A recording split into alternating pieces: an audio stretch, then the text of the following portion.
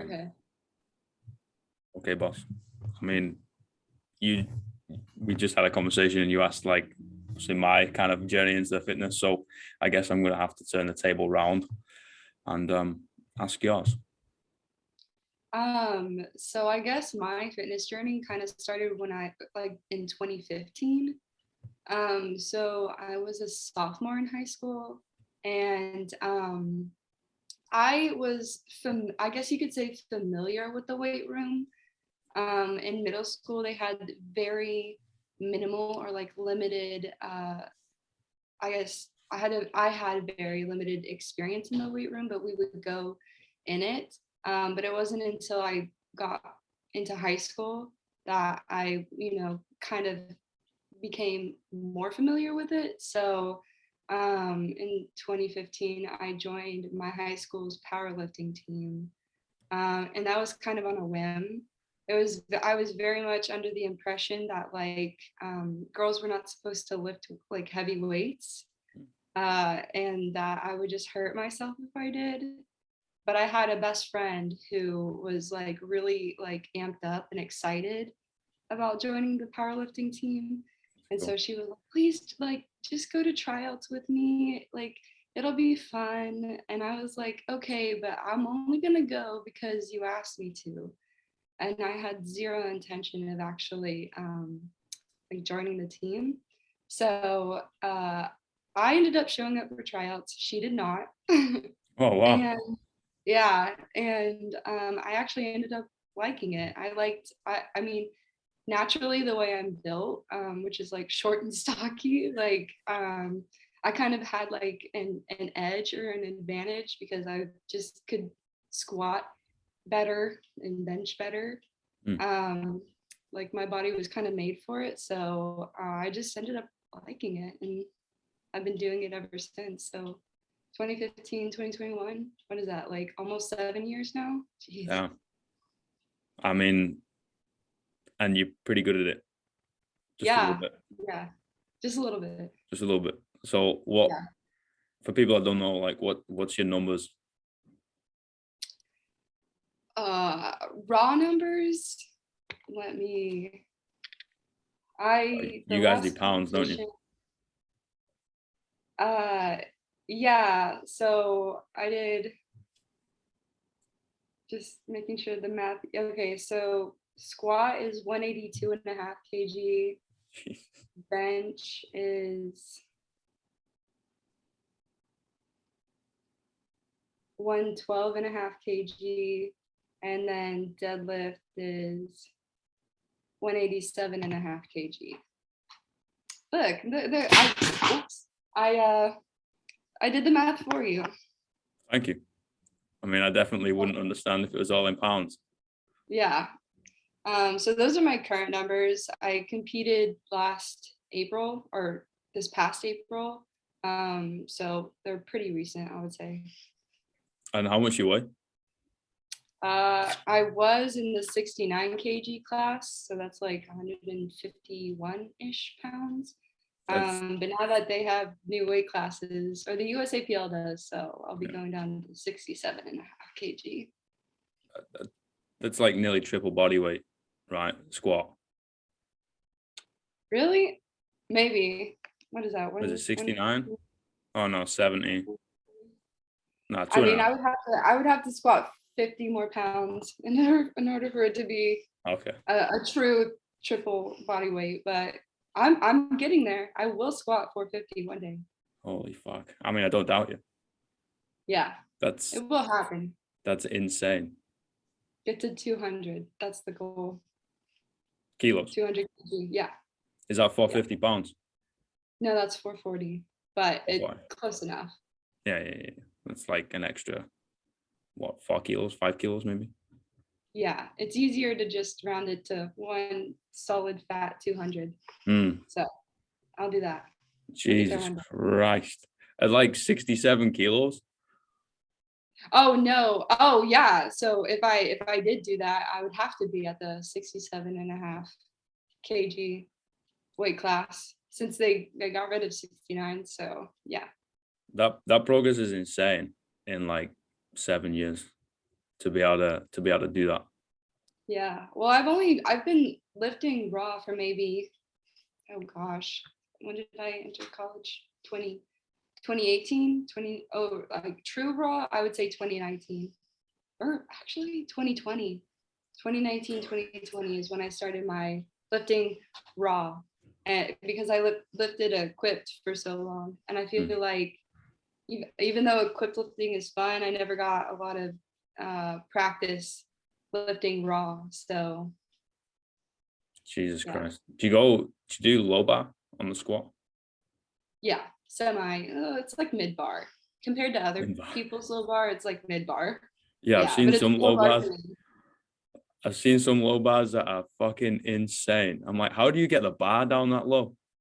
Yeah, wrist tendonitis up the wazoo, wrist and elbow tendonitis. Yeah, Yeah, I ain't doing that. No way. difficult to hold it down there. Yeah. No way. Yeah, and it turns into like some sort of good morning where you basically your head is between your knees. Oh, I have seen people squat like that. Yeah, they're my long femored people. Oh my gosh, I feel so bad. They're basically in a sumo stance, squatting. Oh, the wide squat. Yeah, my hips could not. No, I'm no, a no. very narrow. I'm a semi-narrow squatter, I would say. And what about you? I guess you sumo as well, right? Yeah. Yeah, 100%. What, 187? Yeah, 187 and a half. And a half. Fuck me, man. I mean, that's impressive numbers as it is, right? And then you relate it over to your fucking 69 kilos. Yeah. Jesus Christ. That's wow. What ultimate goals? Well, we said obviously the 200 on the squat. What do you want to pull? What do you want to push? I want to get up to 2 reds on bench. So I mean that's 125 for bench. And then plus some, obviously, like once you hit the goal, you always want more. Oh, always. And then I would say like 200 to like 210 on deadlifts. I've struggled a lot with deadlifting, and it's only recently that I've kind of found myself in a good place, like in a good technique wise, in a good place with deadlifts. It's taken me like a while to figure out like what works for me. And because of that, I feel very behind. But I would say 200 to 210. I have faith in myself.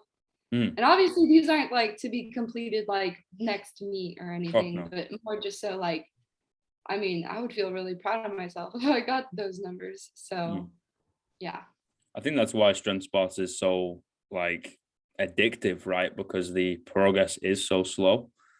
It sounds quite oxymoronic to say, but you know, you've got to come in and you put in so much work every single time for fractions of a kilos. You know what I mean? And then it's like, okay, back to the drawing board we go, strip it back down, build a foundation, go back up again, peak again, try again, go back. And I that shit fires me up more than like real quick progress, like competing every other week in other sports. Like for example, playing rugby, right? Playing every week. I was like, okay, yeah, that's great. But I prefer like competing maybe twice a year.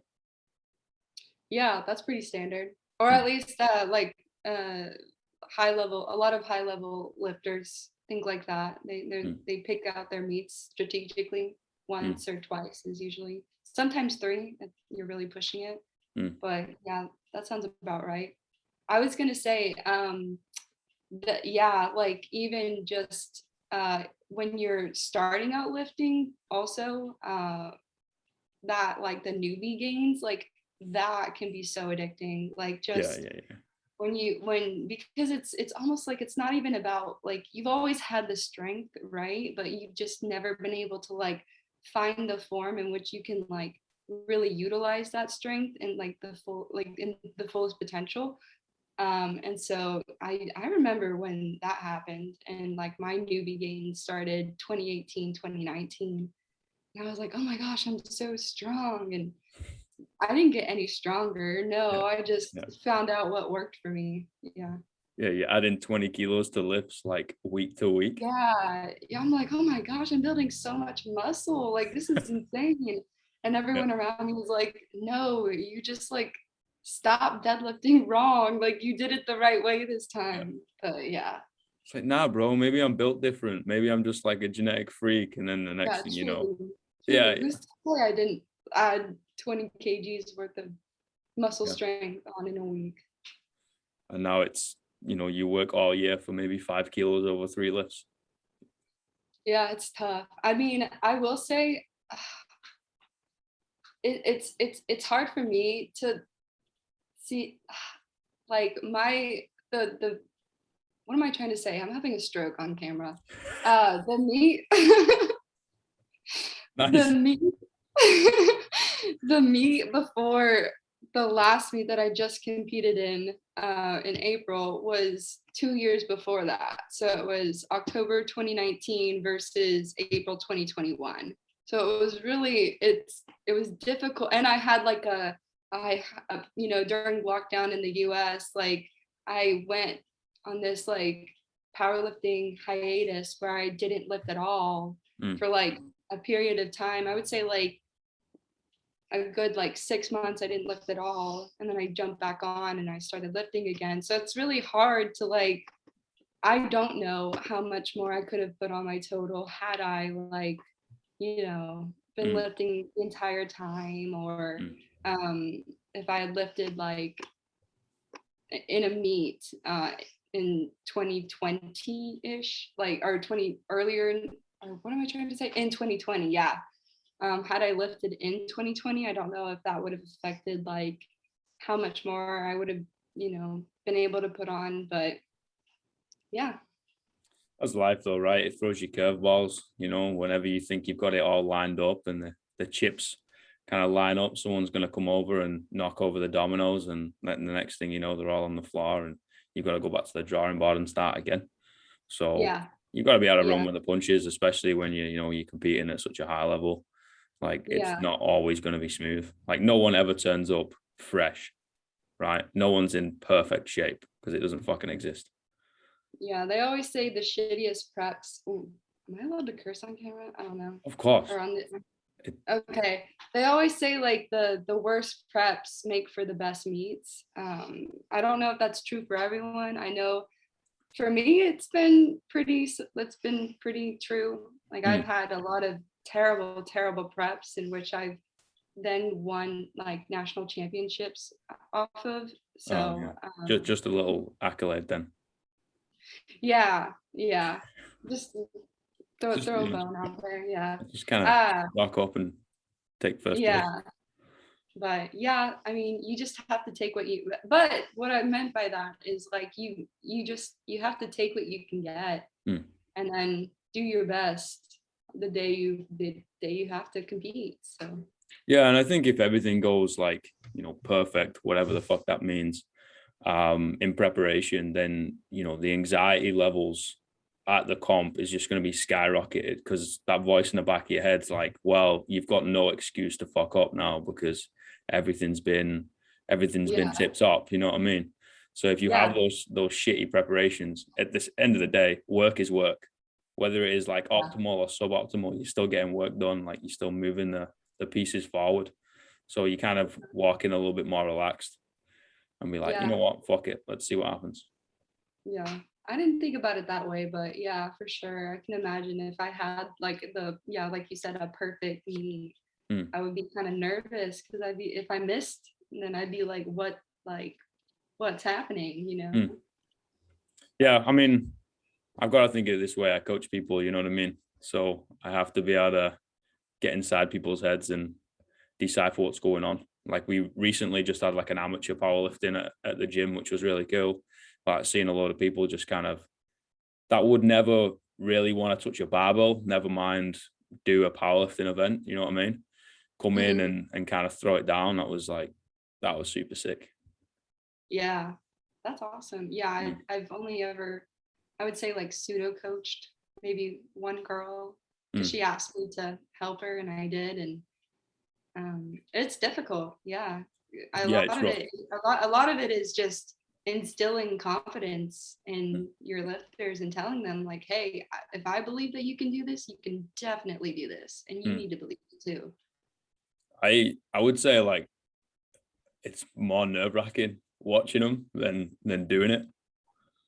Yeah. Oh, for sure. I've not coached, but I've handled people who have done like their first meet ever. Like I've handled those people.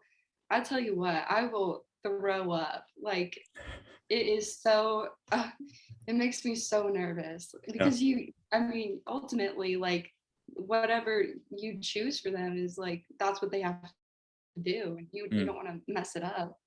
It also fucks me up every time like I help out, either if I'm coaching, fucking just dicking around or like handling people or whatever, because I'm always like, God damn it, now I want to jump on the platform and do some shit. Like give me a barbell, let me start lifting. Like Really? yeah, it always fires me up. By the end of the day, I would say like handling someone versus like lifting that day. Oh my gosh, sorry, there's a huge truck that's making a lot of noise. That's fine. I can't hear it. At the end of the day, handling people makes me so exhausted. I just want to curl up in my bed and like just sleep for like 12 hours after I handle all day. Versus when I compete, like of course I'm tired, but you know, I feel pretty good at the end of it. So. Yeah, that's a good point. I mean, you know, in the back, all it is caffeine and fucking sugar. So you're probably just, it really is, you know, smashing some caffeine and sugar, and the next thing you know, you've obviously barely moved and just kind of like loaded some barbells and slapped people and got so hyped up and not really used the energy of kind of like adrenal fatigue a little bit. So you get home, you're like, I'm going to be a hermit under the covers and just like get some popcorn and watch some Netflix. You're like, your nerves are fried by that point. You're just like, I need to like chill for half a day before I do anything else. Half a day, I like disappear. I'm like, don't talk to me for a week. Like, leave me alone. Yeah. Fuck, that's true. Have you got any other meets coming up that you got your eyes on? I'll probably be doing the USAPL Nationals in the Vegas one. So that's open nationals. So I think they said that to June 2022. So I mean, it won't be for a while. I know for sure I'm going to be competing in that one.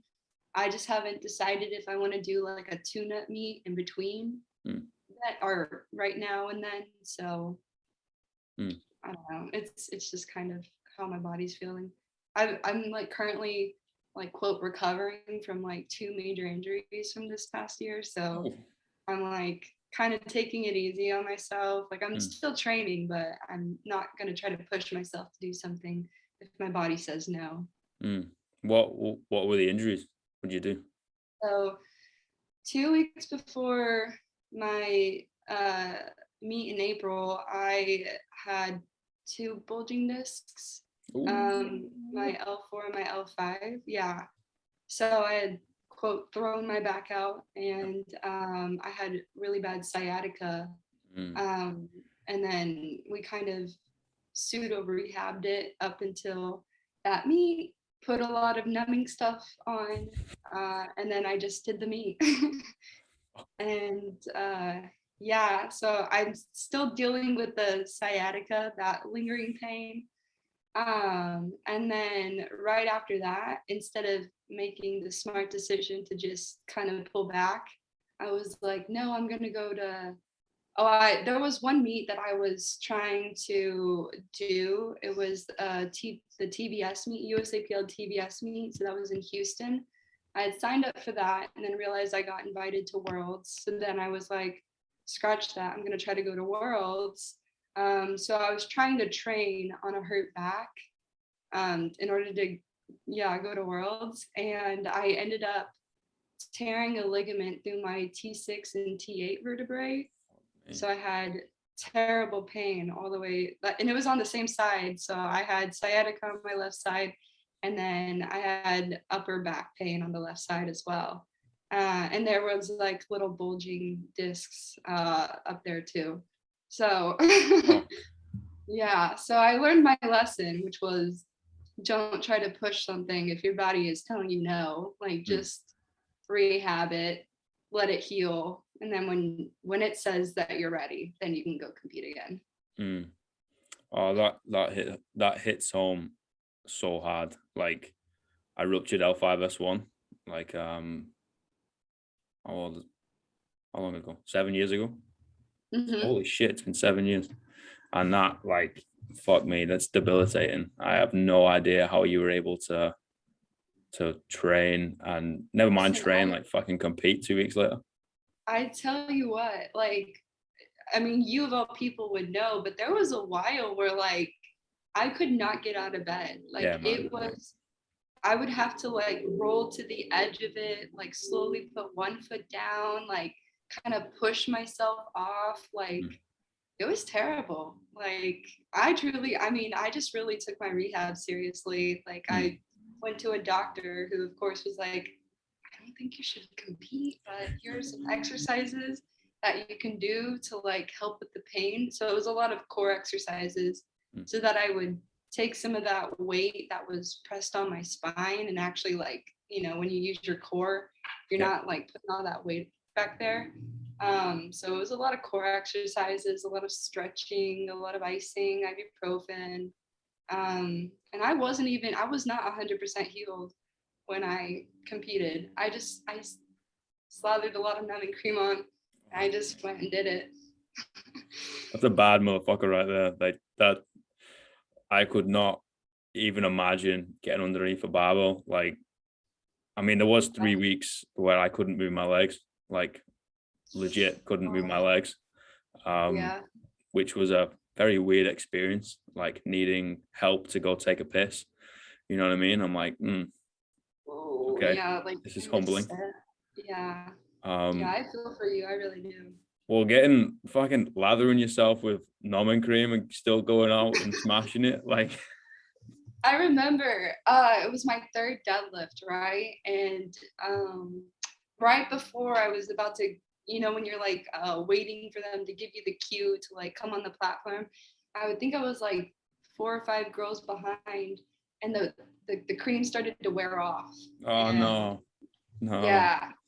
And by that point, I was already suited up, chalked up, like had my headphones in, belts on. And I was like, I can't just like go ask someone to get me numbing cream and put it on right now. Like I'm about to go lift. Like, so I literally, it was like one of those moments where you're like, whatever you do, just keep pulling. Like you'll get it up, it'll be fine. And yeah. Oh my God, my palms are sweating. Like, there's a moment where I was really excited. I had gotten it and I was jumping and I ran into my coach's arms and she carried me out the back. And then as soon as she put me down, I was like, oh my God, my back hurts so bad. How long did you take off after that before you started lifting again? I would say like a month. During that time, I was also like finishing up an internship, graduating college, and looking for like a job. And I was also taking courses. So I had like graduated, but I had one more course I had to take during that summer. So there was just a lot going on. So I would say like I took a solid month off of like lifting period, not just because of my back, but like a lot of life stuff trying to figure out. But I would say like a month, and then I slowly and periodically got back into it. I wasn't very consistent until maybe like 2 or 3 months after that. Yeah. What did you do in college? What's your trade? Communications. So I had 2 degrees. My first one was in corporate communications, and then my second one was in public relations. It's gone straight over my head. I have no idea what that is. Just, yeah, I like to say I had 2 degrees in communications. So yeah. Wow. What does that entail? You mean like which one, or like just like yeah, what do you do? Like that, honestly, like me looking in, I'm not a very academic bloke. I didn't go to university, so me looking in, I have no idea what that is. PR is kind of responsible. It's like under I would say like the advertising umbrella. So it's like PR and advertising. I should have specified. It's my degrees in public relations and advertising. So it's kind of under the same. So it's under the big umbrella of advertising and marketing, and it's just one of the tactics you use to get the name of the company or whatever you're representing out there. So it's a lot of, you can do a lot of written work. PR also deals with like influencers. So making sure you have a good relation with influencers for the company that you're working with or for. Yeah, there's a lot of, I mean, I could go in depth, but basically the premise of it is just you find different creative ways to get the name of the company or get exposure for the company that you're working with out there. See, I like learning new things. Like I'm fascinated by literally anything because, like I mean, like you can say, I'm blonde, so I don't know that much. You know, the only thing we know is we know nothing, right? That's so funny. Gotta stick together. Yeah, I mean, yeah, exactly. Strawberry blonde right now, and you're just blonde. Thank you. People do say I'm strawberry blonde though, and I get a little bit offended. You don't like the strawberry? You just want to be blonde? You don't want to be strawberry blonde? I don't know, because I made it till fucking my 20s before anyone ever said, "Oh, you're strawberry blonde." I'm like, no, I was like yellow white as a kid. You know what I mean? Like super blonde, like Casper the bloody. Oh no, what did they used to call me? Did you have Milky Bars in the US? If we did, I've never had them. Oh, it's like white chocolate, so good. Oh, I'm not a white chocolate fan. Oh, so probably not, but I'm upset. I digress. Deeply upset. Anyway, we had like this advert where this young kid was sat on a horse with like massive cowboy boots and a cowboy hat, and like he had super white hair, and that was basically my nickname growing up, was the Milky Bar Kid. Oh, nice. As you do. I mean, I took it as a compliment. Maybe I can pull off red cowboy boots and a hat. Yeah. So now you got the ginger poking out now. People yeah, I think that's from my grandma. She was like a proper redhead, like red, not orange. It all makes sense now. It all makes sense now. Because we were talking about how none of your parents were supposedly blonde, and then you just came out blonde. But your grandma was a ginger, so makes sense. Yeah, and she's also a witch. Oh, nice. Legit. I'm on witch talks. Hey. Familiar with it. What are you one of those crazies? Crazies? What do you mean? Like predict things and they come true? No, I'm not a witch. No, I mean, you said your grandma was a witch, and I mean, TikTok, witch talk. You know, when you're on quote a site of TikTok and you like scroll through people's.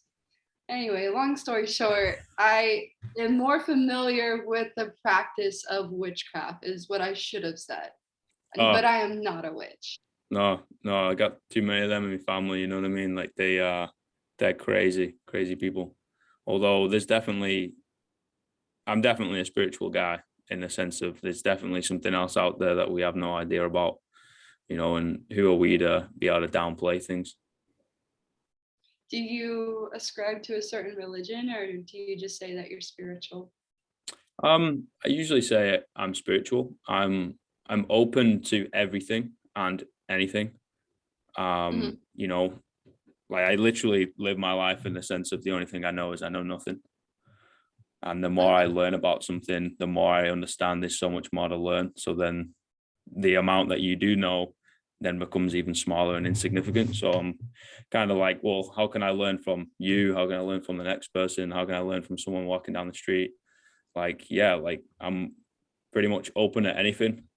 I wouldn't disregard anything as complete bullshit, and I wouldn't say something was 100% fact in my eyes. I just think like perception is reality, and your perception on things can change. I love that. I think that's a really smart take. Oh, thank you. Because I agree. Just with the whole, once you begin to learn something, you begin to understand that there's so much more to learn. That's Mm, exactly how I felt about powerlifting or just lifting in general. mm, You know, when you first start and you know the basics, you're like, yeah, I understand this shit. It's so easy. And then you get into like the nitty gritty of it, and you're like, oh my gosh, like mm, there is a reason why so many people read these clinical studies, and there's still research coming out about, is this better for you to do, or is this better for you to do, and mm. is it about this, or should you do this? And yeah, so Yeah, I totally think understand. I think travel has helped me with that. Like I've lived fucking all over the place. Like, northwest of England where I'm from, south. I lived in London.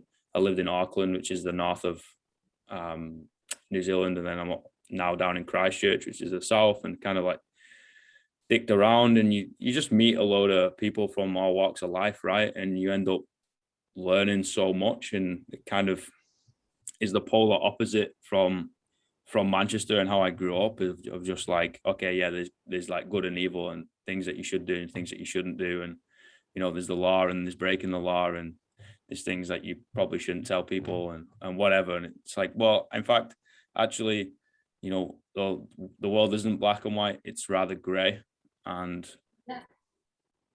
a lot of colors in there, and it's kind of like a pendulum rather than just two fixed lines. And I don't know, it's the way I kind of do things. Plus, I'm a writer too, so it helps. I just kind of sit down on a rock at a beach somewhere and just drift off. Yeah, I mean, it's good. I grew up in a small town, and I always wanted to get out because I was also from a town where you had this like collectivist mindset, or like, everybody believed the same thing, and there Mm, wasn't really a lot of differing opinions, or if there were, then nobody really spoke out about them. mm, So when I came to Austin, it was kind of like a culture shock for me, even though it was, granted, moving from like a small town outside of Austin to Austin is like, it's not that deep. It's not supposed to be, a big culture shock, but it was for me because when you come to like a big university where a lot of people are speaking out about different things that you mm. probably had never even taken into consideration, it's kind of like, wow, like the world is so much bigger than what I grew up in. Yeah. Mm. Yeah, like, I'm not going to see the world through your eyes, right? So we can look at the same thing and see completely different things. And I think that's where, I mean, ironically, your degree comes in of like communication, right? I think being Mhm. able to like converse is a really beautiful thing because you can take a dip into someone else's reality and be like, oh my God, that's actually another way of thinking about things or looking at things. And I was like, I Mhm. never would have thought about that because of my like nurture or, limitations of your natural being, of like your nature too. Um, yeah, like travel's crazy, man. Like I've met some insane people on this way. I've met some absolute dickheads too, but I mean, that's that's life. Yeah. So, all right, I'm gonna ask you a deep question. What's the meaning of life? I'm so sorry. There's someone outside of my apartment. I don't know if, can you hear them? I No, feel like it's so loud. I You can't can't hear hear anything. them. What is the meaning of life? To be happy. Well, I feel like that was uh, that's in a Beyonce song, the Pretty Hurts. It's like, Mm, what do you want in life? It's to be happy.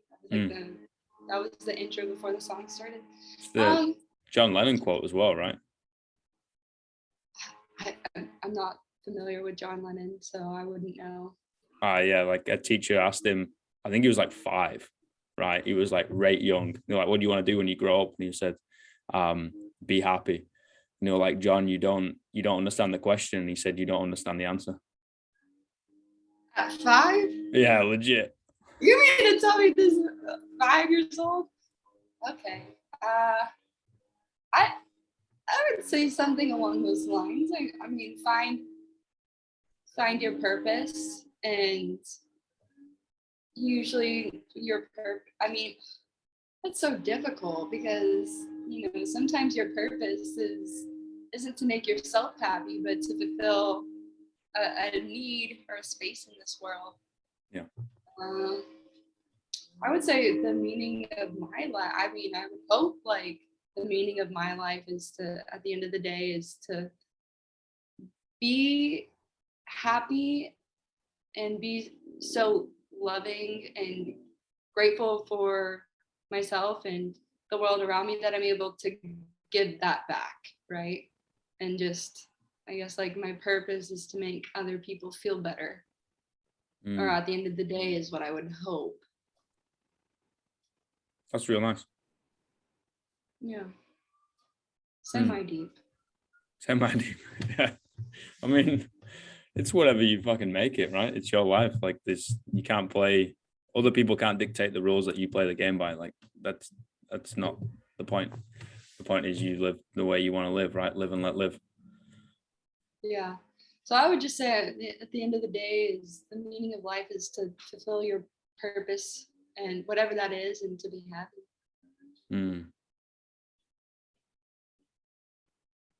Wow. I like hearing people's answers. You know what I mean? Like I'm that guy that will randomly walk up to someone in the gym. I do like fucking work there though, so it does help. I'm gonna be like, hey, what's the meaning of life? Well, wait, what have you told? Do you have like differing meaning, or what is your answer for it? I want to hear yours. Well, the meaning of life. Yeah. It's like it's the wave throughout kind of my existence, I guess. I did think it was like for a while to, live through your purpose, but I believe purpose is a man-made thing. And we kind of create I don't want to say illusion, but we create our own purpose to either learn from or take us from one situation to the next or feel something inside or whatever it is. How deep do you want me to go? Like, I mean, that's why I said semi-deep. Whatever is, you can go as deep as you want, or just pull back and only go surface level, or semi-deep, or whatever. I'm not really. I'm not really a surface. Fuck it. I'm not a surface level guy, so I'll tell you the truth. Okay. I've over the years of being here, there's definitely been some undulating things that have happened. Like there's been some pretty rough episodes, whether that is for me, whether that's for my mother, whether that's for me sisters or whatever. And all those experiences has kind of taught me that, you hit the bottom of the cave, and kind of learning my family as well as individuals is not just like parents and grandparents and shit of like who they are as people. I now understand that it kind of comes through the family lineage. So I'm like, oh, okay, cool. So we can kind of go that way. And when you sit down and think about it, I was like, well, if we can go all the way this way, then we must be able to go all the way this way, and then experience like complete happiness and all that. And I think the bit in the middle that links those two together, I think that's life. I think experiencing everything. I think seeing all cultures, taking down national borders, and being able to like, travel the world, see people, communicate with people, give and take, like learn and grow, change, right? Adapt. We are kind of in an organic thing that will eventually like decay, but it also like grows. And I think that's the point. I think the point is to experience everything, to like live, to pass on, to know that things are beyond yourself. Life is long, granted, but in the grand scheme of things, life is very short because the world's going to keep going without us. If we reach 100 years, congratulations, but the world's been here millions, so it really doesn't have any like weight to it. I think just experiencing it all, and giving back. Like I'm big on telling stories. Like I like living a life that is worthy of storytelling, so I can then lace those stories with anything that I picked up along the way, pass it on. They do the same. They do the same. And kind of just, yeah, figuring it out. I like that. Sorry, I had to mute myself because the leaf blower guy is right outside my window and I didn't want to interrupt. That's all But right. I like that. There was a one thing I saw, I think it was on Twitter actually, and it was like, just remember that existing is enough. Like Mm, kind of what you were saying about like how it's just remarkable how we are on this earth, right? And this earth has lasted, for however it's been here, and we will only be a blip in its time period. And it's just nice to just sit back and think, you know what, like for how tiny I am, it's just cool that I'm like existing mm, in this space right here, right now on this earth. Yeah. mm. So it's cool. Yeah, It's cool to just exist sometimes.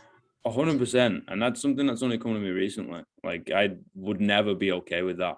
Like kind of growing up and being back home and stuck in the rat race and shit. And that would just fill me with a lot of anxiety. And like now it's just like, wait, hold on a minute. Like I'm just living, man. Like I kind of Yeah. catch up with my mom like occasionally, and she's doing the same and doing what she wants to do now rather than stuck in a job that she didn't want to do. And it's like, how you doing? I was like, oh yeah, I'm sound. Like, how are you? It's like, oh, I'm kind of just living, like, yeah, day to day, and just kind of, you appreciate the little things a little bit more. Like there's not a cloud in the sky, and that can literally like fill me up with like so much joy for the rest of the day. I'm like, you know what?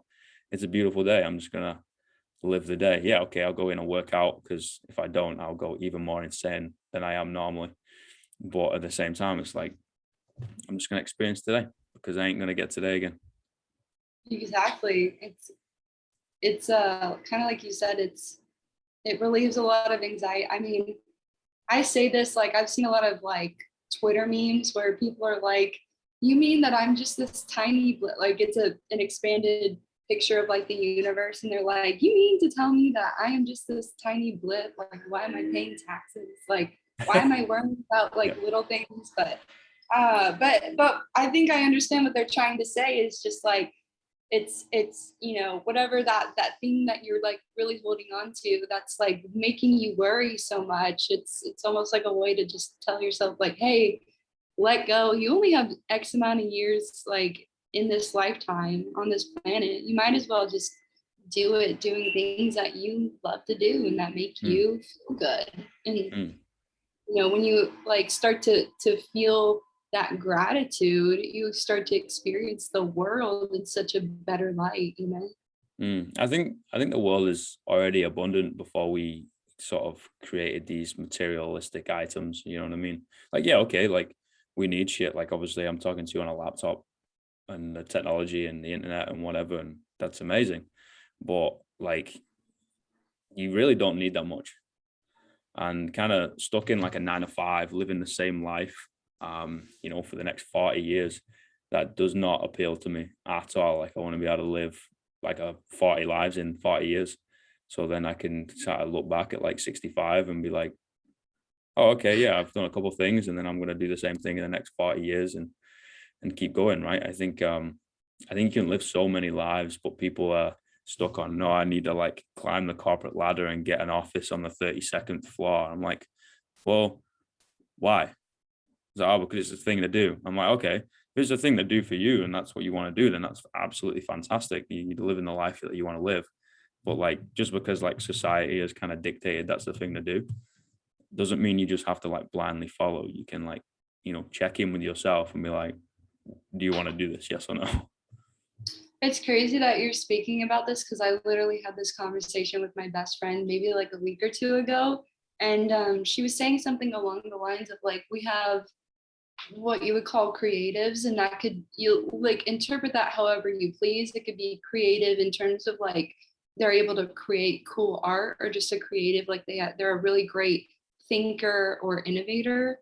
But anyway, she was telling me that like these creatives put a lot of meaning behind what they do, right? So what they're working on, and in particular their work, is something that they put a lot of heart behind, right? And so that's why um, those are the types of people who typically like they suffer tremendously during the 9 to 5, but are in positions where you are in this like corporate 9 to 5 type of place. Whereas you have people who, it's not that they're not creative, but they kind of like are able to compartmentalize work or how they get their money, and then their passion lies outside of what they do, right? So it's less about, I don't have all this heart behind my work, but I have it in these other different passions that are outside of my work. And I thought that was really interesting because I don't what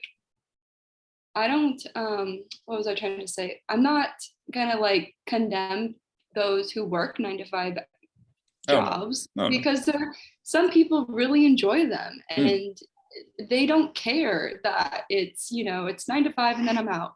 And it doesn't have to be something meaningful to them, because they have other things that they live for outside of work, right? Like it can be family or hobbies or interests. But then you do have creatives where what they are doing has to be something that they love. And I think that, and they might work longer hours because it's being put into whatever it is that they love. So I just thought that was like interesting to point out, because you're right. Like, people like you definitely probably would not like to work the 9 to 5. Whatever they're doing, it needs to be something that they love completely and wholly. Yeah, that's really, really funny, because I never thought of myself as a creative person.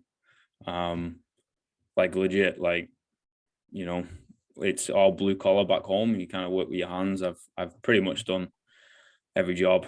As you do, you work to pay the bills and pay the rent or whatever, but then you're just like a slave to money. And you're a slave to the next paycheck and kind of living hand to mouth, so to speak.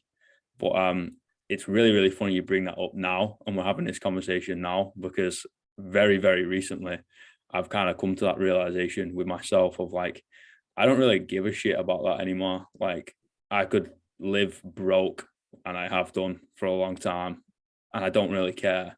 I just need to be able to, one, help people, and two, do something that I probably feel fulfilled, right? I guess, yeah, creative. That's probably the word, because I wrote something down of art, in terms of art, and it was something like art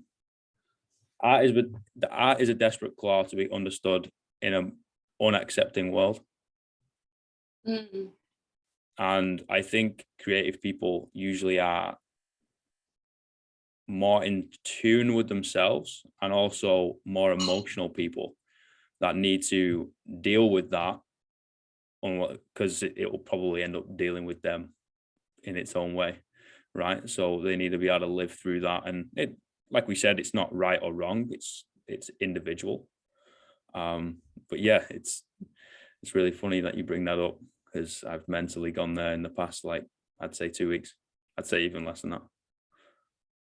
It's definitely been eye-opening for me, because I would have disagreements with my friends and ask them, oh, like, why are you like, why did you decide to stay and work for this company for X amount of years, even though you tell me that you don't like it?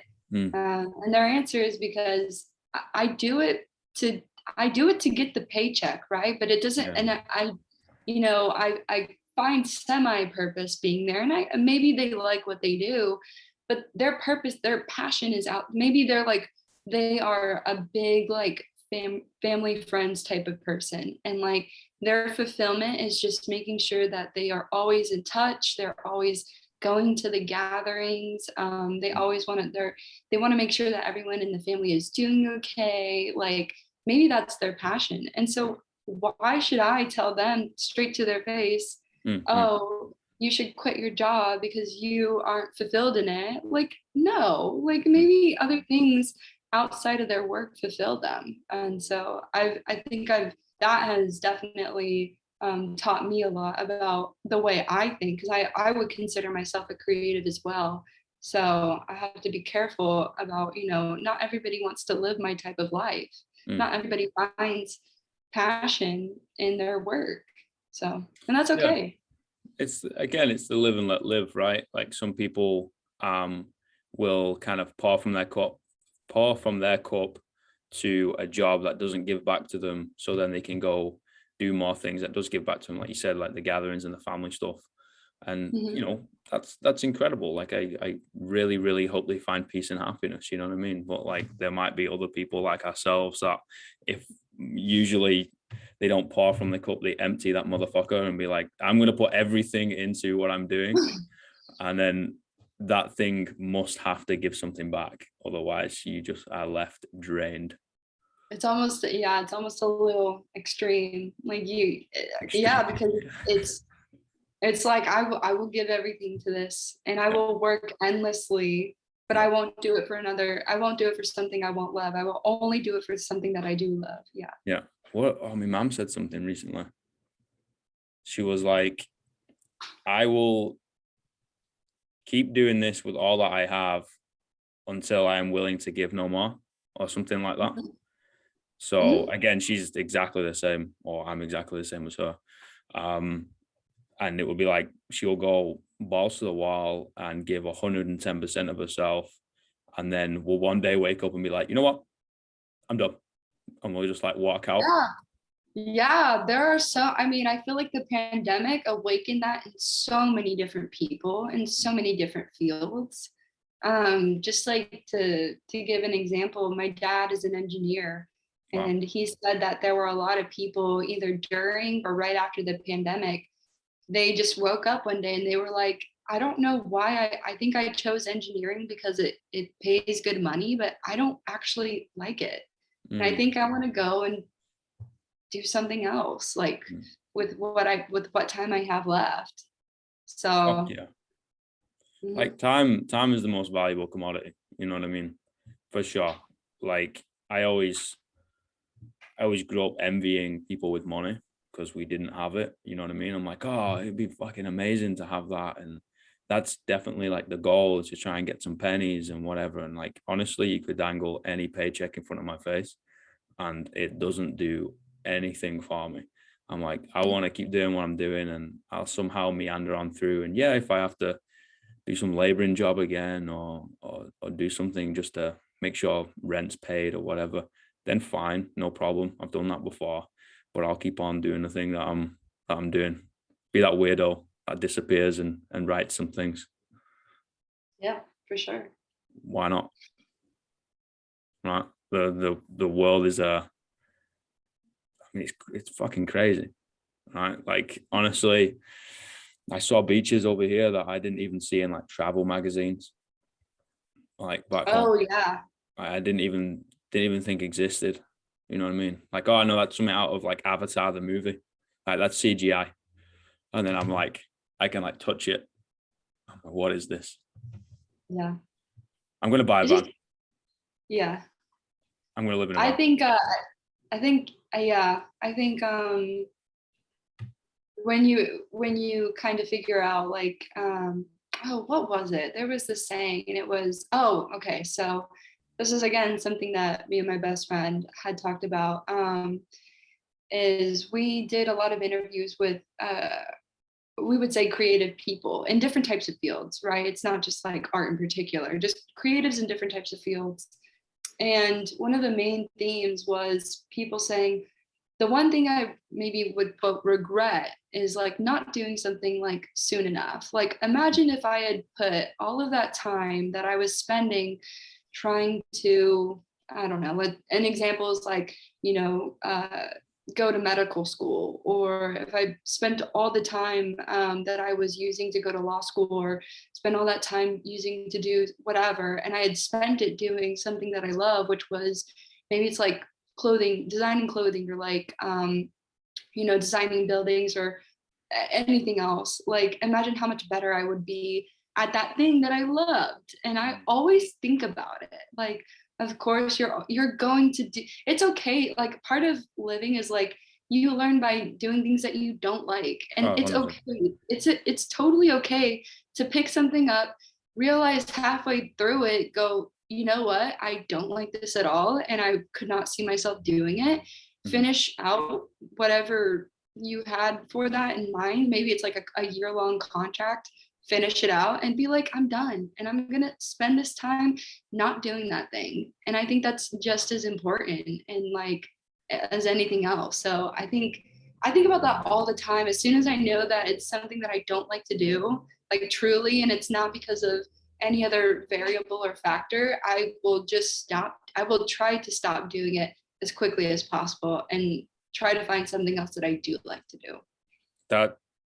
That is so fucking important. I think is like so truthful. And I think it goes a little bit further in the sense of it goes with people too, right? And being able to, yeah, okay, we're trading time and energy with like roles and whatever for a paycheck. Okay, brilliant. But then like it's also the people you like spend time with. And that's probably the harder one to come to terms with is you know, you kind of analyze what you give and what you get back, and the connection that you create with the people around you, and also like just how it makes you feel, right? And a lot of the time, you know, I work with people like obviously coaching and shit, and I've legitimately like given them money back in hand and be like, here, take your money back, go away, please.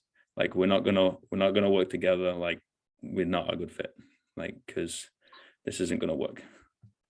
That's it's a mature thing to realize. Like you're not everyone's cup of tea and not everyone is yours. And wow, such an English saying. Oh, I've not heard that in a while. Yeah. And it's, I mean, even with relationships, you know, like yeah, fuck.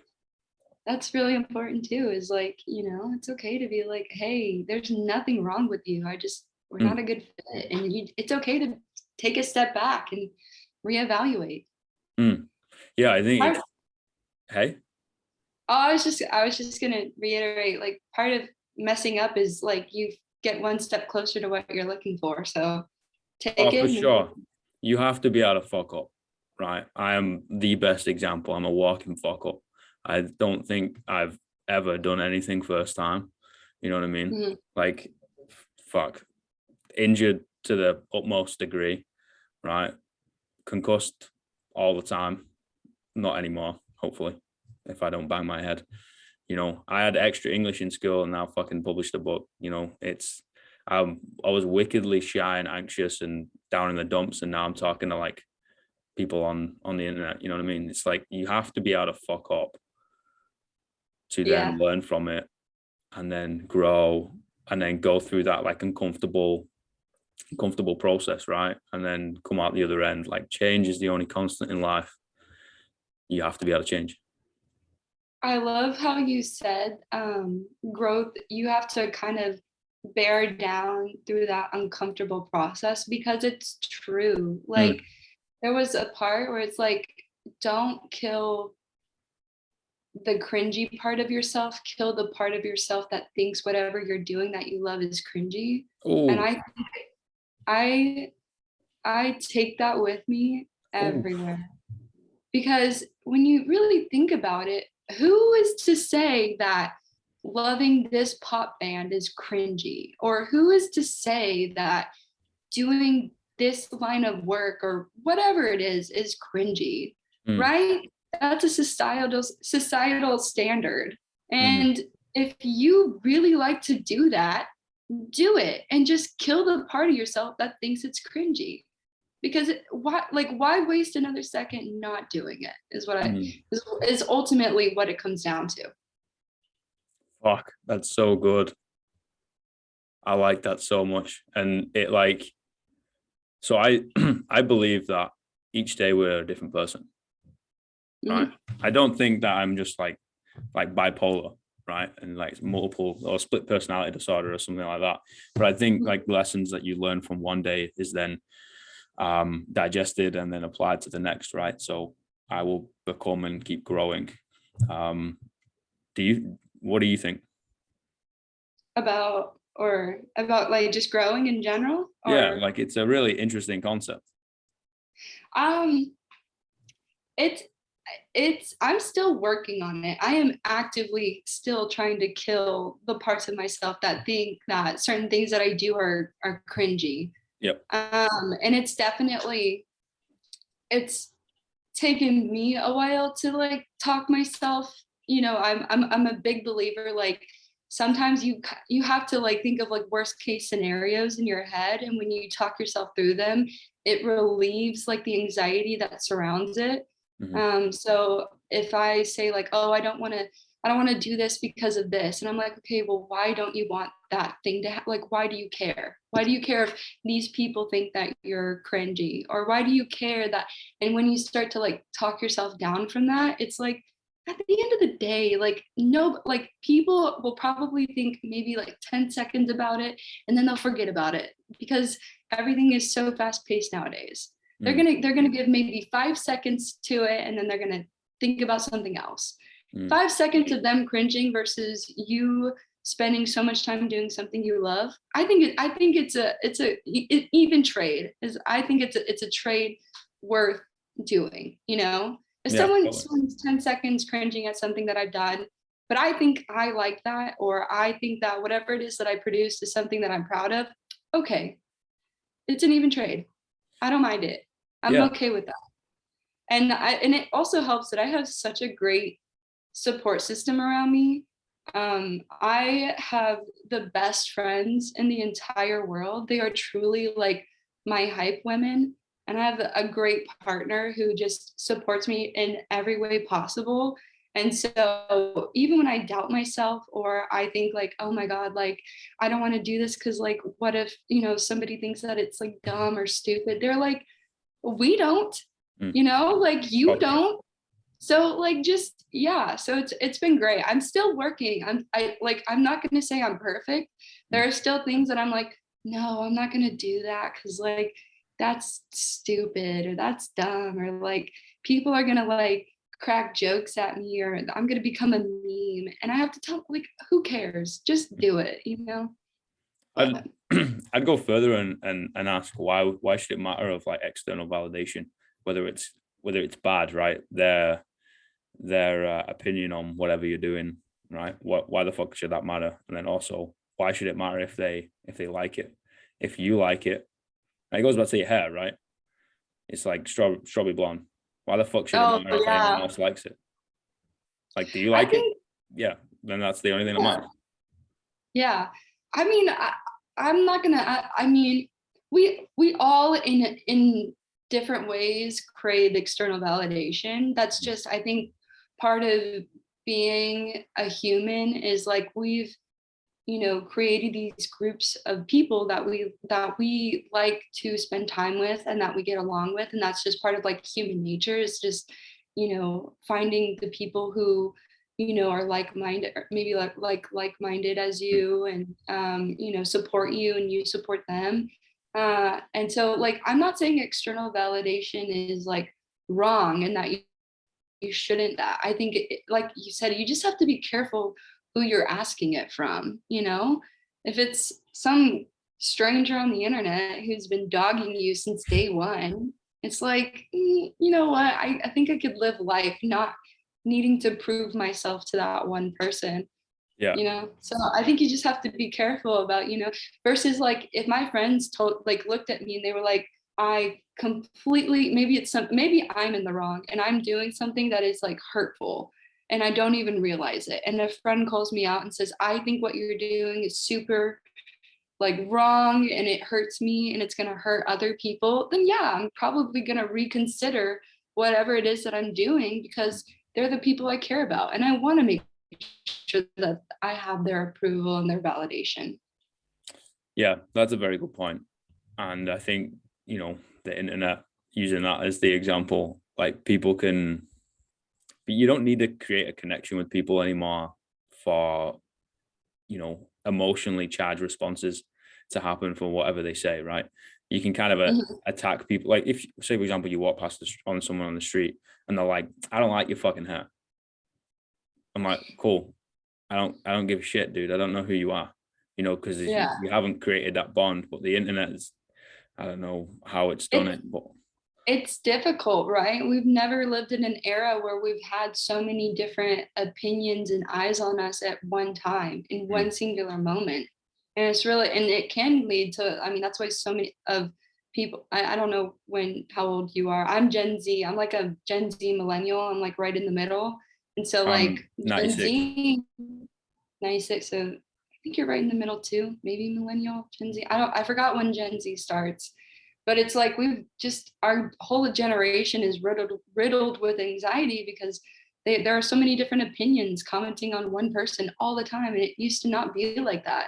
You used to just have to care about the people that you were around on a daily basis. And that was it. And now it's just upscaled tremendously. And it's hard. It's hard to discern like whose validation you should be after. But at the end of the day, it's all going back to like, okay, I have a great support system. If they believe in what I'm doing and they believe what I'm doing is right, and they support me, that's it. That's all. And all the other people who are cringing, they can just cringe and they can deal with it, because it's not my responsibility to care what other people think about me. Your perception of me is not my responsibility. That's a Billie Eilish thing. I'm not taking credit for that. That's definitely Billie Eilish, but yeah. She's awesome. Love her music. I think she's absolutely mega. Yeah. I think she's a real good breath of fresh air that people need to, I think people need to read what she says, right? Instead of like judging it coming from like a young person. It was just like, no. Whatever she says, dictate it, write it down and read it. Like there's so much more fucking wisdom there than coming out of a young person, you know what I mean? Mm-hmm. Yeah, I would quote Billie Eilish any day of the week. Yeah, she's definitely created her mark or I guess not created her mark, but rather she's definitely input a lot into the conversation about body image, especially surrounding women. Just you're gonna get dogged if you do and dogged if you don't. Like you just at the end of the day, just do what makes you comfortable. You can't worry about the millions of other people that have something to say. 100%. Like I don't fucking understand why someone would compute in their head of like, oh, I don't like how this person like looks or dresses or acts or whatever the fuck it is, and then say it. I don't understand. Like that doesn't make any sense to me. I'm like, dude, like live and let live, man. Like you live the way you want to live. Fantastic, fine. Let this person live the way they want to live. Let's just keep going. Yeah, I'm not a big commenter either. Even if I disagreed or dislike something, I'm not immediately someone who will just like type out a paragraph under the post and be like, this is why you are wrong. So yeah, I get that. I'm not someone who does that either. So Nah, I like to ask a lot of questions, especially like in person, not online. I couldn't give a shit about online. I really don't care. But it's like, oh, okay. Why do you think that way? I was like, you can understand their upbringing. I guess, yeah. Pick and choose your battles, of course. If it's something like a human rights issue, of course. Like I am 100% willing to put time and effort into like talking to someone about maybe why they think the way they do, versus if it's like, I don't like Harry Styles. I love Harry Styles. I'm just putting that out there. But if someone is like, I don't like Harry Styles, and like I just don't give two shits as to what your answer is going to be. I don't care to ask why you don't like him, Yeah. So I guess it's just like picking and choosing. You know? I think that's true. And again, going back to picking and choosing where you put your energy, right? It's like, okay, man, like if the world ends at the end of your nose, you're not gonna understand and compute the conversation that we're having. So it's like, cool. You keep thinking what you want, man. I don't know why I keep using like dudes, but it usually is guys. Let's be honest.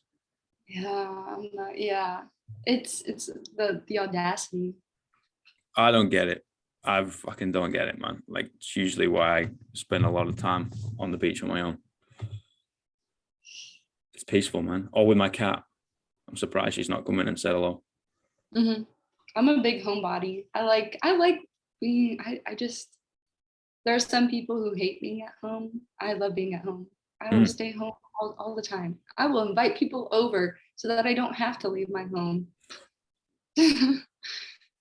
Yeah, 100%. So I got a couple of questions I ask everyone. Okay. Right. Actually really interested to see your answers or hear your answers. Okay. First one is, what's the greatest piece of life advice you've ever received?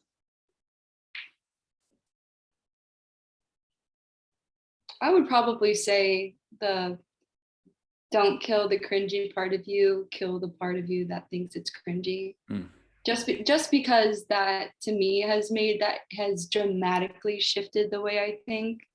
And I know it has dramatically shifted the way a lot of, close friends of mine have thought now too. Because it's just instilled a lot of confidence in me to do and go after the things that I want to, regardless of what other people think. So I guess like that to me would be like the greatest piece of advice that I ever got. I've never heard something like that before, and that's actually blown my mind. So I'm gonna be thinking about that for fucking a long time. Good. It's sit on it, think about it. That's real powerful. The second one is, what's the worst piece of life advice you've ever received? This is going to be controversial, but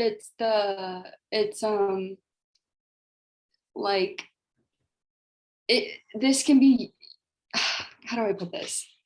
This piece of advice can be taken too literally, and it's something along the lines of like everything that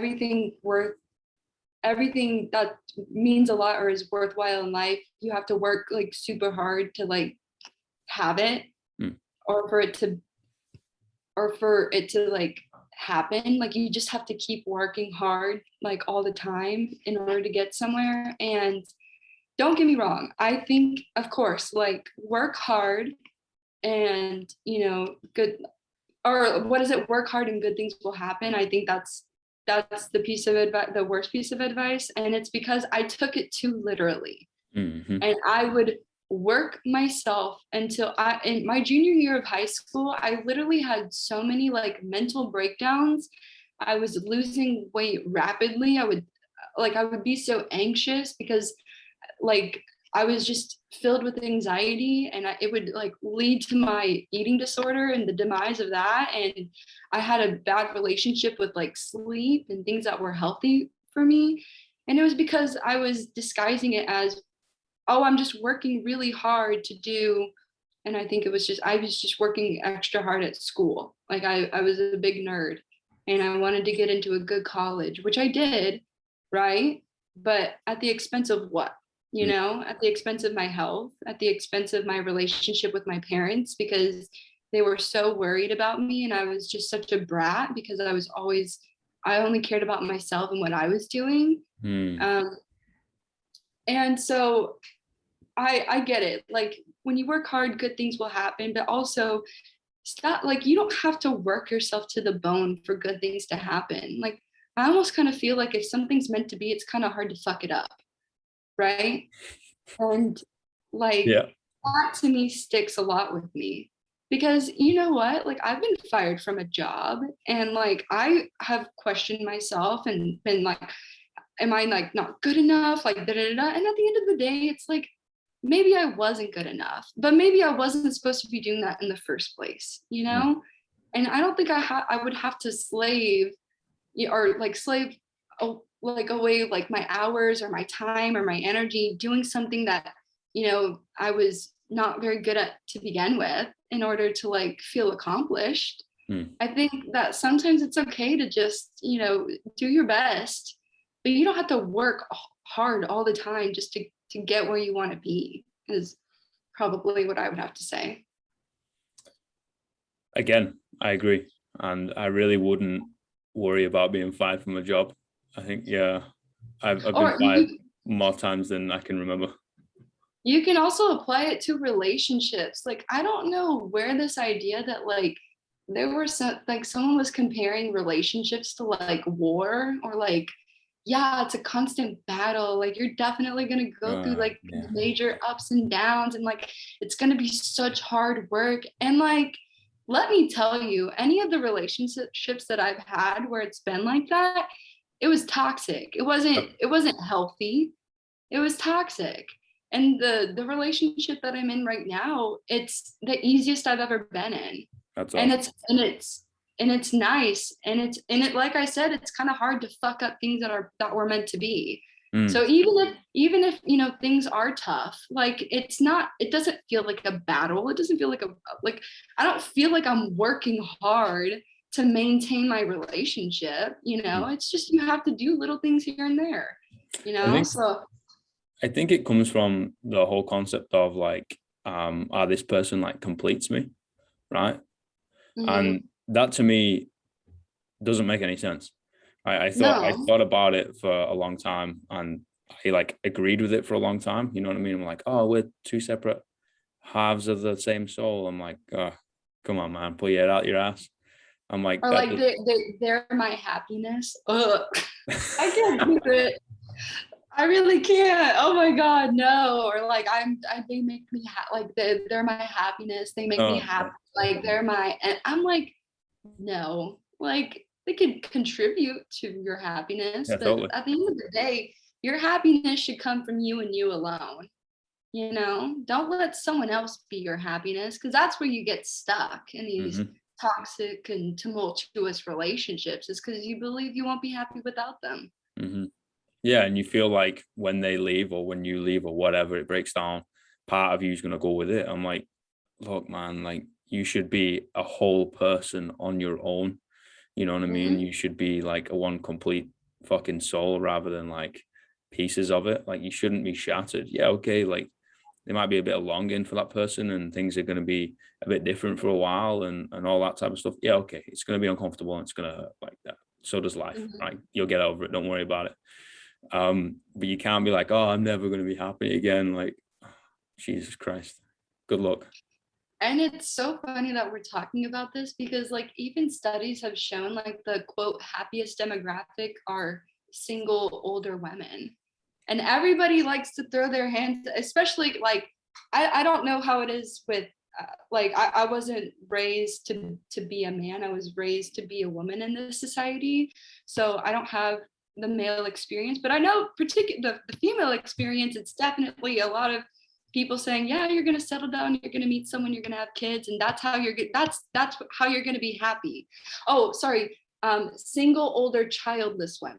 I should have said that. That's quote the happiest demographic. I And would, yeah. even though society tells you all the time, you're like, you're gonna settle down, you're gonna meet the right person, you're gonna have kids, and that is what should fulfill you. And it's like, absolutely not. Like, clearly studies have shown the opposite. Like, Mm, you can be happy without all of those things, and because it should come from you. yeah, I agree.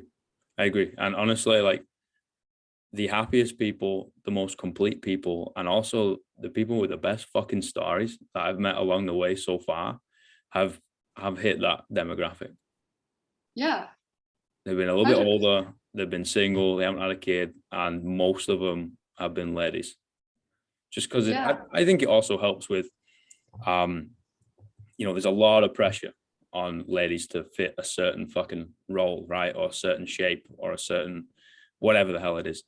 And if you're able to like tell that to go fuck itself and then go live your life the way you want to do it, like there's so much bloody power and strength in that it only radiates out. You know what I mean? You're just like, holy shit, like that you can't get any closer to like a legitimate like fucking goddess than that. That sounds really fucking cringy, but you're like, you have literally like told everything to go fuck itself, figured this thing out, and then are also like alive and kicking it. I'm like, that's really cool. Yeah, like, I mean, I let's just say I wouldn't be upset if I was part of that demographic, like, now or older, that I'm not like, I'm not going to be sad or upset if I am like, in my 40s or 50s and I'm single and childless. Mm. That I'm just going to say that, you know. It's really weird, right? Obviously, I'm not a lady, right? But I can agree, and I'm exactly in the same spot. Like, I always knew I wanted kids, right? As a kid, you know, maybe it's just like predisposition and kind of ingrained in you, and that's what you do. You have kids, and now I'm like, oh, well, maybe it happens, maybe it doesn't. You know, maybe I'm Yeah. alone, maybe I'm not, and I'm just like coasting around the other side of the world. You know, no family around, no nothing, no partners. Obviously, I got like mates and that, and I've got my cat, which is literally my best friend. But Yeah. other than that, I'm just like dossing around, and I'm just like, you know what? If I reach like 80, 90 or whatever, and I have all these stories, and yeah, okay, I've got aspirations to like make children's books and all that type of shit. And yeah, the idea was to read it to like any kids I'd have had. But if I don't have kids, whatever, I can read it to other people and kind of pass that on. You know what I mean? And I kind of like that idea of people kind of know of this like weird figure that's done a few things around the world, and it's kind of like a man of travel. No one kind of knows the complete story. And then the next thing you know, oh, he's disappeared again. He's like popped up somewhere else and kind of just floating around. I've come to terms with that recently. It's really funny that you brought that up.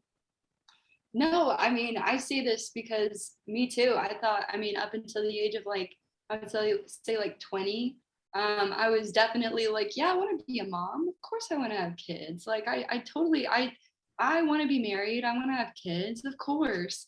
And it's now I'm definitely like, I've thought about it, and, you know, a lot of it's I've gone to therapy, and so I don't know if that has ever been something that you've done or explored, but I know for me personally, I talked a lot about like my childhood, and your parents always do the best, but sometimes, you know, something happens and you receive a little bit of childhood trauma, and it really does, it creates a different perspective on like how you view parenting.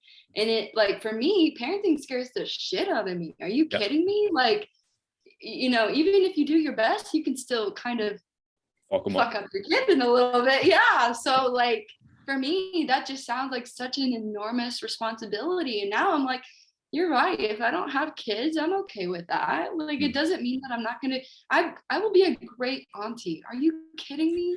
I will spoil that brat rotten. I will be like the best friend, the go-to, like, you know, it doesn't mean that I don't want kids. It's just, I think it's important for people to think about kids as individual human beings rather than as little people that are supposed to like make you happy. Like, I think a lot of people lie to themselves when they're like, yeah, my kids are totally the thing that made me happy. Like, you gotta be kidding me. Like, I don't know, but I just feel like something is fishy with that. Like, your kids are the thing. Like, that's I don't want to get too deep, but it's like, yeah, you're putting a lot of pressure on that kid to make you happy. It's almost like you're putting like a lot of this what is it called when you put oh my gosh. It's like emotional incest, but it's a lesser term, but it's basically when you like put the responsibility of like having someone fulfill your emotional needs into a child. Yeah, you're like living To, vicariously. yeah, living, yeah, exactly. And that can be super damaging to another individual, into a little tiny human. Like, they need to be, you have to, when you agree to have a kid in the world, you have to also agree to let them be exactly who they are, even if it's not something that you would want yourself to be or yourself to do.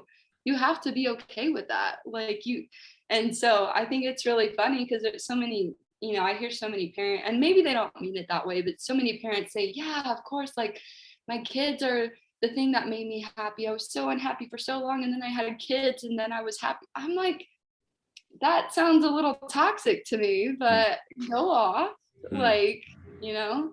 So Yeah. I think that has also affected the way I view myself in having kids.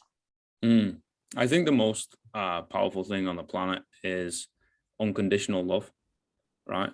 And if you like fulfill a role, then it's conditional. Like, some part of you believes that you have to do it, right? So Yeah, oh my marriage, gosh, parenting, yeah. or whatever, right? And then that will only ever lead you down the road of like, and you end up despising it.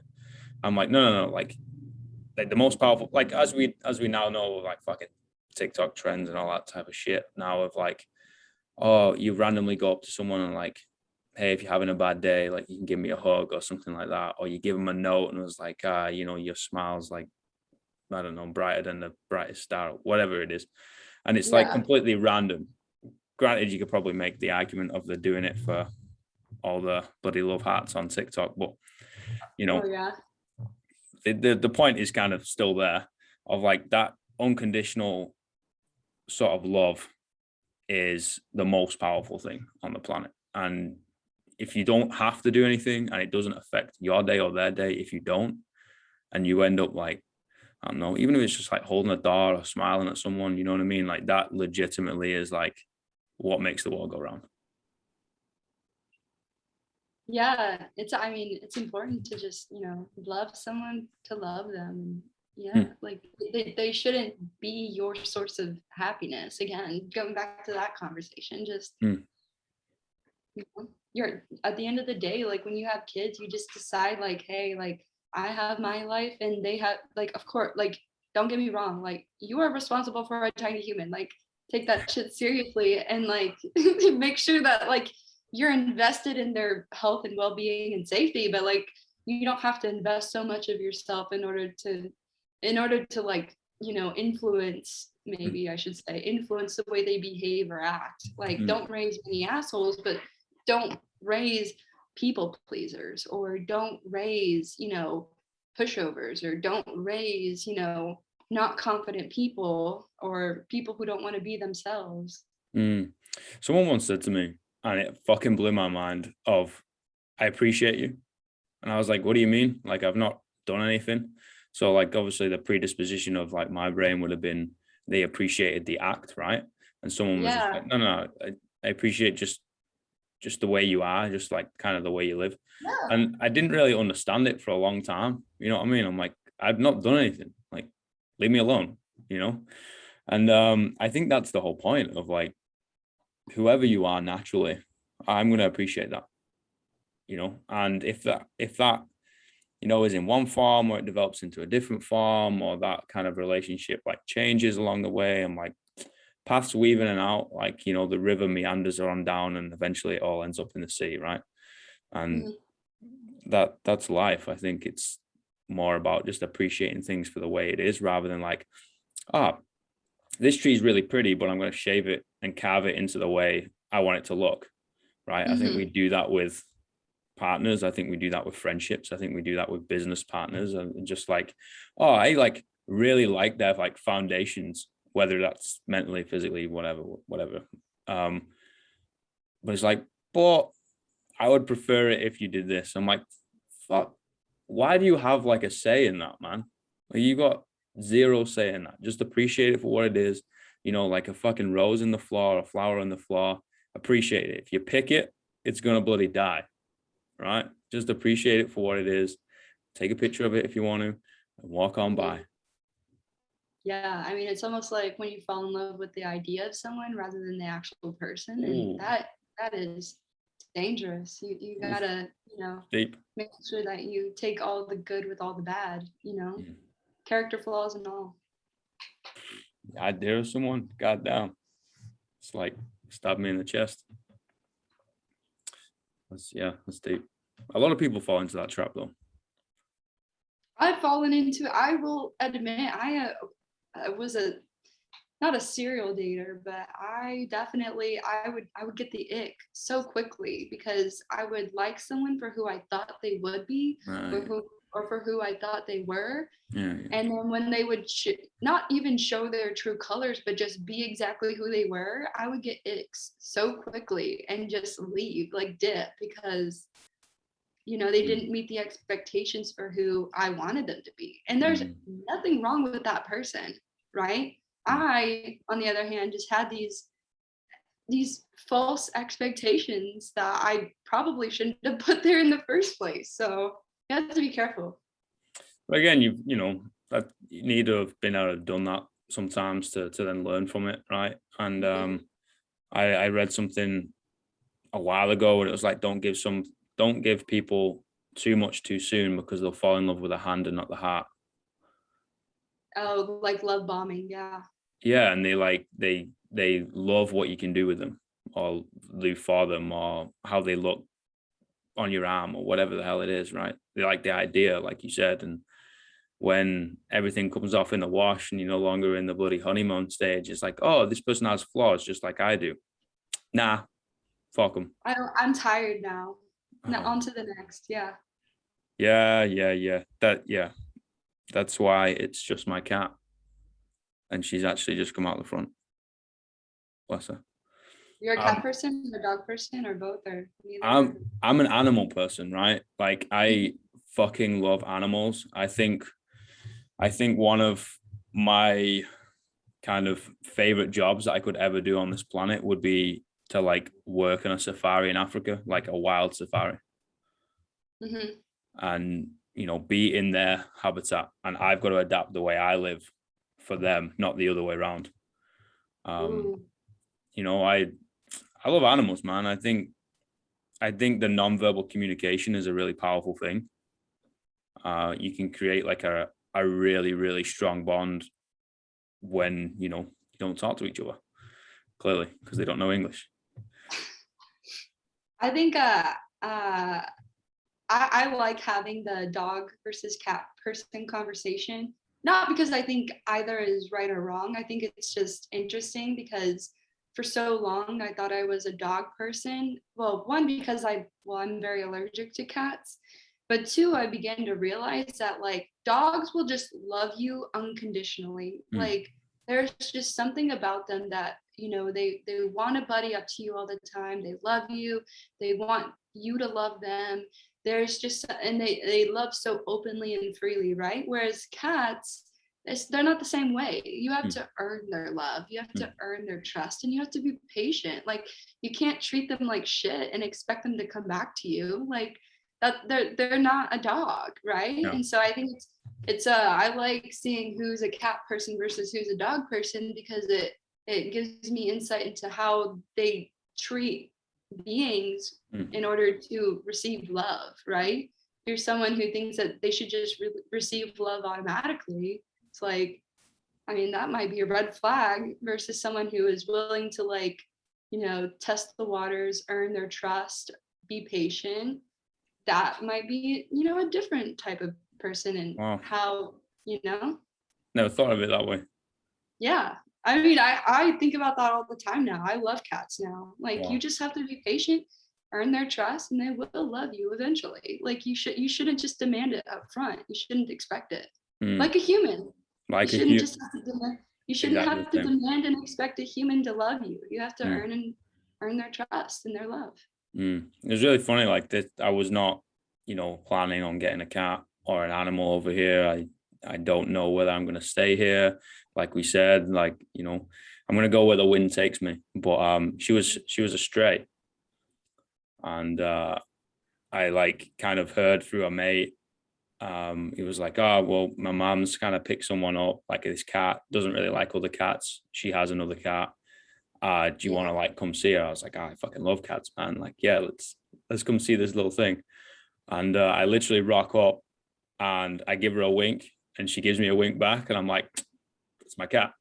Take him. Yeah. That's like, funny. You're coming home with me. And then that's it. Yeah. It's literally my shadow. That's really cute. Yeah. And you're not allergic, right? No, I'm just allergic to pollen, like real bad. Me, don't come to Austin. Oh my God. It is like central for all things allergy related. It's like we never get a season of just like pure air. It's like like everything is just like, if it's not ragweed, it's pollen, and if it's not pollen, it's cedar. It's like we never so no, I hate hay fever so bad, man. I get it real bad. Like I have to like double dose the tablets. I feel like half cut all the time, because it's non-drowsy, but when you're taking 2 or 3 tablets a day, like it becomes a little bit drowsy. you know. Yeah, definitely. Yeah, I have to take allergy medication year round because of it. So God damn. But nah, not allergic to kitties. I couldn't be. I would just power through it. yeah, yeah. Like you said, adapt to them. Don't have them adapt to you. Yeah, totally. Like apparently for hay fever, if you take like local honey every morning, within like a year, you'll I've be heard immune. something like that. My mom has tested it out. Granted, it hasn't worked for her, and Mm, she's been buying our local honey for like years.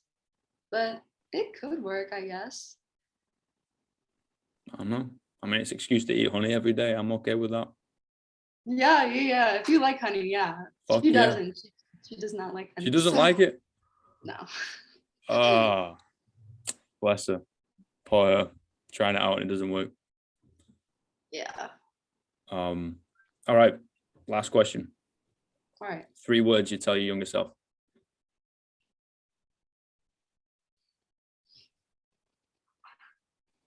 Hmm. Does that have to be like a sentence or is it just like words in general? Could be anything you want. 3 words. I mean, this is cliche, but just like keep doing you. Mm, Like just feel like that's, impactful. Just I think at the end of the day, I think my middle school self was my most true and I would say my middle school self before, you start to, realize like, oh, this might be something nerdy or like this might be something uncool, right? So I think about the time where I had no clue that what I liked or was doing was not cool or not popular. And I think about that now and I'm like, I should have been doing those things the whole time, and I should still be doing those things and still be liking those things. Like you should just keep liking yourself, like keep doing you. Like I think that person is our most true and authentic self, and mm, I'm doing the best I can to get back to that version of myself where I just freely like what I like and do what I like and just not have to think too much about what other people think. mm. I think that's a beautiful thing too. Like someone doing truly what they are, right? And being who they are. I think that's a beautiful thing. You're just like, you know what? That's really beautiful. That's really cool. I mean, that's how trends are set. That's how, I mean, the first quote, like influencers or people who had online careers, like, I'm pretty sure there were a lot of people who thought it was uncool or unpopular or weird. And now everyone wants to be some type of influencer or Yeah, yeah, online worker. yeah. You just do the things you like and then it will you like even if it doesn't become cool or mainstream, like you're happy, so just do it. Yep. I completely agree. Just fucking live the life you want to live it. Mm. Beautiful. Mate, I mean, we've literally been talking for like 2 hours. I really, really appreciate your time. Thank you so much. Thank you for having me. This has been fun. Nah, I always feel like like, it's been a little therapeutic, a little yeah, I I feel like like. you're my counselor now. Oh my gosh. Maybe my therapist. Yeah. Definitely therapeutic for me. It's like I'm saying all these things and then simultaneously like taking notes, like, ah, yeah, that's good. I'm gonna start doing that more often now. No, that's really cool. Like, that's one of the reasons why I continue doing this type of shit. You get to see and connect with people on the other side of the world that are similar minded and like minded and think they're in similar ways or even in completely different ways. And you're like, you know what? I'm not the only crazy motherfucker on this planet, and I appreciate that. So yeah, it's a really cool thing, and thank you for willing to share your time. Yeah, thank you. And if I'm fine. well, This if you podcast ever, is hey, So this podcast was really fun. It was very Oh, relaxed, very easygoing. thank you. I mean, I'm not a super professional guy. Like I can be professional like everyone else can, but you know, I don't work in a 9 to 5 corporate scene, and I'm not going to be like drilling you with 21 questions and be like, right, so, you know, give me the answer to this. I'm like, let's just have a coffee and a conversation, and hopefully like one day all the people I speak to, I can one day like have an actual conversation with them face to face, you know what I mean, and sit down in a coffee shop and shoot some shit. And I mean, that's what it's about, right? Just kind of living life and then being able to pass it on and be that weird 90-year-old living on like a rock somewhere, I don't know, Yeah. on the beach, still not tanned, still trying to get a tan, but still. Oh my God, no, tanned. give it up. Give it up. Give it up. Just lather on some zinc. Take an umbrella with you. I'm trying. You can be out in the sun, just, you know, protect your pink skin from. Yeah, I know. Well, I mean, like tans look good, you know what I mean? And I'm like the pasty white. There are some great fake self tanners. I could totally send you a tutorial on how to do it, which brands work the best. I'll tell you what, you can definitely get a tan without sacrificing your skin. Well, could you imagine me like brownish, like with a tan? No, like I don't think it's gonna work. You could get like a light to medium self tanner, and that way it looks more natural. I don't know. I'm the darkest I've ever been. I would not have known that, but Yeah, good to know. legit. We don't see a lot of sunlight back home. Oh yeah, the UK, because it just rains all the time. Legitimately all the time. I remember one summer it rained for 3 weeks. I think it would be cool to visit. I could never see myself like living in that type of climate. I get sad, like the seasonal affective disorder. Oh yeah, So I get it real bad. I love living in Texas because it's sunny all the time. Granted, it's hot and sunny all the time, but it's sunny. So yeah. Yeah, like it's the worst part of the UK for sure. But there's a reason why, you know, the whole history and the culture is like we've got public houses, i.e. pubs, on like pretty much 3 on every street corner. So whenever it's dark, you know, everyone just goes, snuggles into this like pub, there's the fire on, there's cheap pints, and yeah, okay, it's not the healthiest of things, but like holy shit, you have such a good time. That makes so much sense now. Yeah, everyone just stays inside and drinks, especially like Christmas time. It is phenomenal. It's like publicly accepted to be an alcoholic for a month. Does it snow or is it just rain? Yeah, it snows. It gets like cold. Not every year it will snow, but it'll be like cold enough where, you know, it can get to like, I don't know, -5 maybe. Bad. That's Yeah. Celsius, not Fahrenheit. Yeah, I still don't know how I feel about snow. I like visiting snow. Still not sure if I could like live in it like day to Really? day. Yeah, no. I go to Colorado every year where it snows and I do all the snow sports, but I can do it for like a week and then I'm tapping out. I want to be warm again. I don't want to have to scrape the snow off the car or like shovel the driveway. Like this is a lot, you know? So yeah. It's funny, like I was always like, I fucking love snow, love the cold. I want it cold and dark all the time, right? And then I come here and actually experience what weather should be like. And I'm like, you know what? Like, it's actually quite kind of nice when it's hot. And yeah, okay, I overheat and I fucking burn and whatever. But like when we finish up, I'm going to go to the beach. I'm going to do some writing. And I get to like drive 15 minutes and I'm at the beach. And I can see the mountains. And I'm like, okay, I think this is living. Yeah. This is kind of cool. Love seasons. Texas experiences maybe two of the seasons, but they're seasons. Yeah. Wow. Yeah, I love the beach, man. I literally went to the beach, I think 3 times before 20. Like when you were in New Zealand or when you were living in the UK and then you visited the beach? Yeah, back home. Like I was Oh, okay, gotcha. I was like, like, you've only been to the beach 3 times, don't you oh live no, near it? I'll go to the beach Oh, like okay. 3 times in a day. Yeah, okay, that makes more sense. Yeah. Okay. Okay. I'll, especially in summer, like I'm gonna buy a van or rent a van, depending on the prices, over Christmas time, and live in the back of the van and go live on a beach somewhere and drop off the grid. Yeah, there are definitely vans accessible to do that. Mm. One of my friends is actually living, I don't know if she's like currently living in, but she's like building out her van to be someplace that Fuck she can live, yes. which is cool. It's cool watching her, DIY things. And Yeah. so, yeah.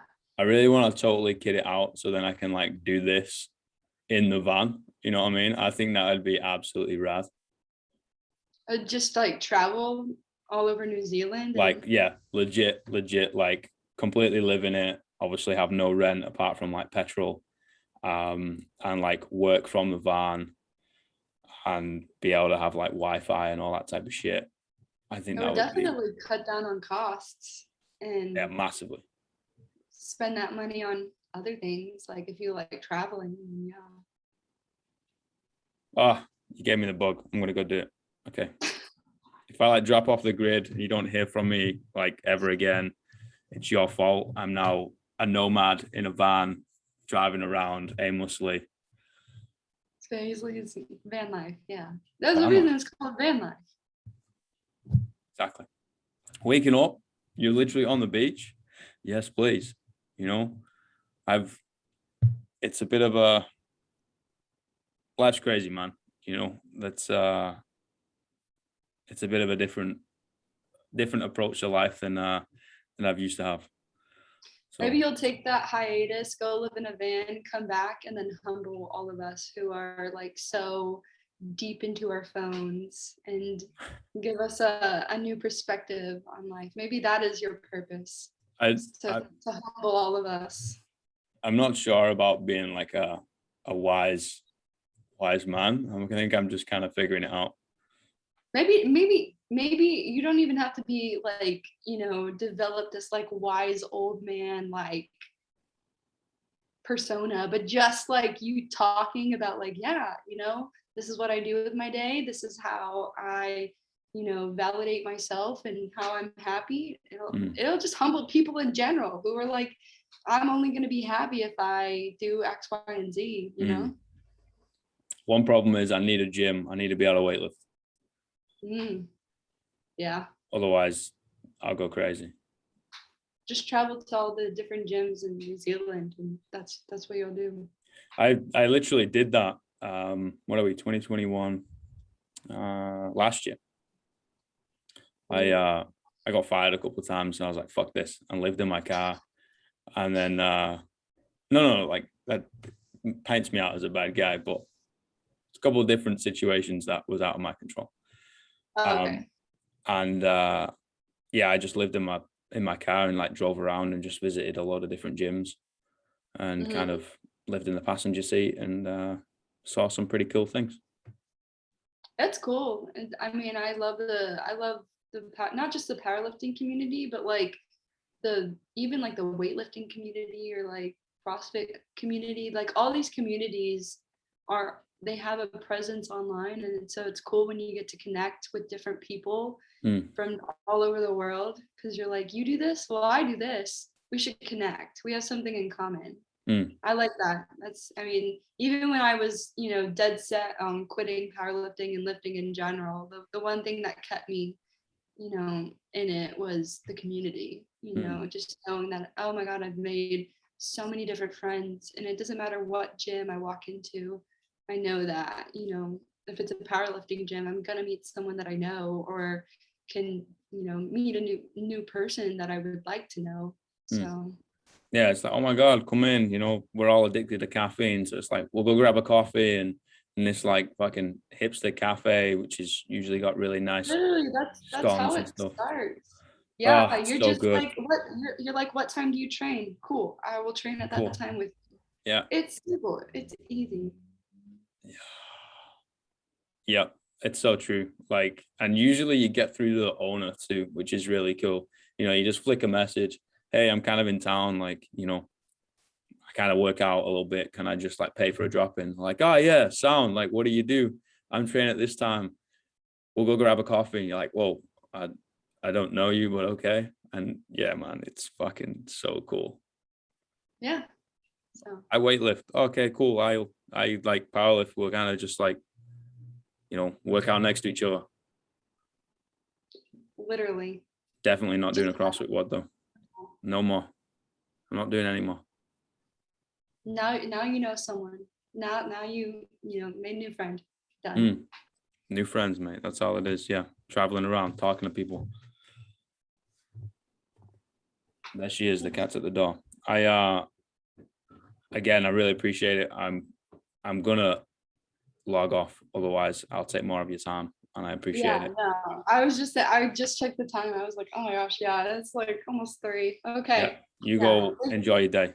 Thank you so Thank much. you for having me. And if you're ever like, I don't know, dicking around in anywhere near New Zealand, you know where I am. Hit me up. We'll grab that coffee and we'll go through a bar. Sure.